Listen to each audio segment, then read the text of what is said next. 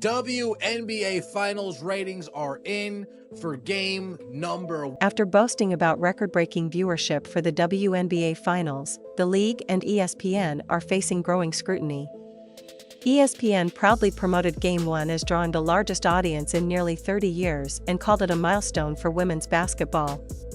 But when fans and analysts began reviewing the numbers, questions emerged about how those ratings were being presented, particularly regarding which platforms and time slots were included. What was meant to be a victory lap has now turned into a debate over transparency and the true state of WNBA viewership. WNBA Finals opener is the most watched since league's inaugural year, I believe in 1997.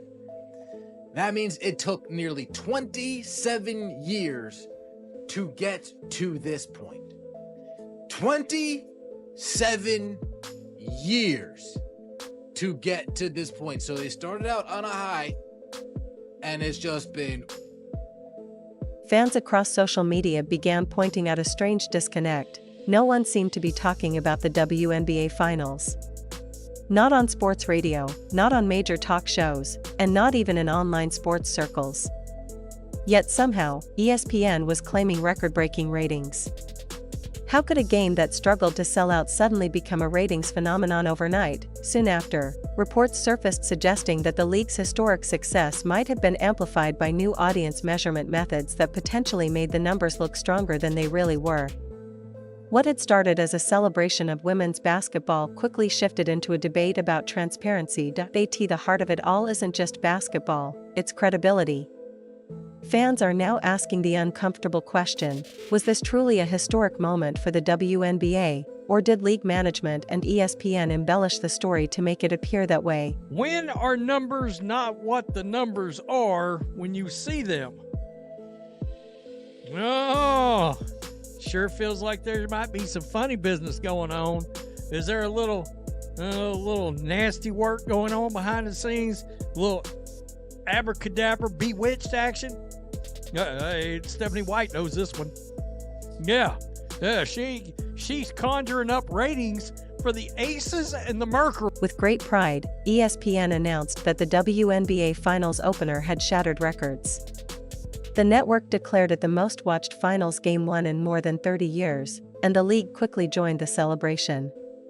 Social media lit up with headlines proclaiming a historic night for women's basketball. ESPN's own journalists touted the numbers, a peak audience of 2.5 million viewers and an average of 1.9 million, calling it proof of unprecedented growth and mainstream momentum.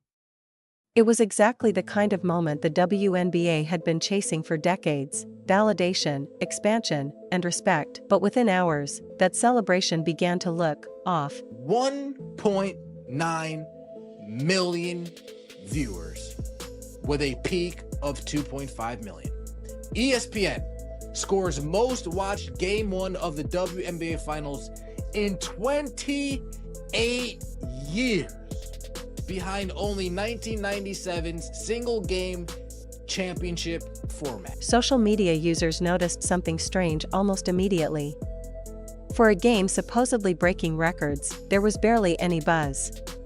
No trending hashtags, no viral clips, no highlight moments dominating timelines.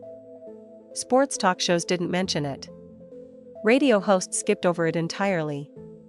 Even die-hard WNBA fans admitted they hadn't realized the finals had already started. The discrepancy was hard to ignore. How could a game that made so little cultural noise supposedly draw in millions of viewers? Something didn't add up. All these ratings that went, my first literal response, oh, that's bullshit. My first response.